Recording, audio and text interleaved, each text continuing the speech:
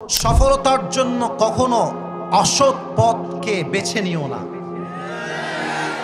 জীবনে চলার ক্ষেত্রে প্রত্যেকটা মোড়ে মোড়ে দুইটা রাস্তা পাবা, এক হচ্ছে সৎ আর এক হচ্ছে অসৎ।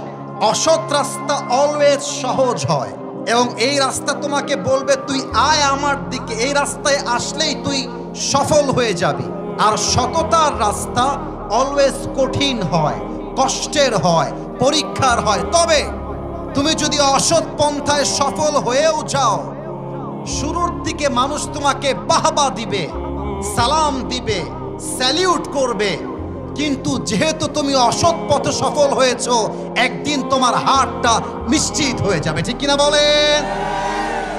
আর যদি তুমি সততার পথে চলো, সত্যের পথে চলো, ন্যায়ের পথে চলো, হতে পারে মানুষ তোমাকে প্রথমে গালি দিবে, কটূক্তি করবে, বদনাম করবে, আঘাত করবে, অ্যাটাক করবে, বাট মাথায় রেখো সততার পথে প্রথম দিকে বাধা থাকলেও শেষে বিজয়টা সৎ মুমিনেরই হয়।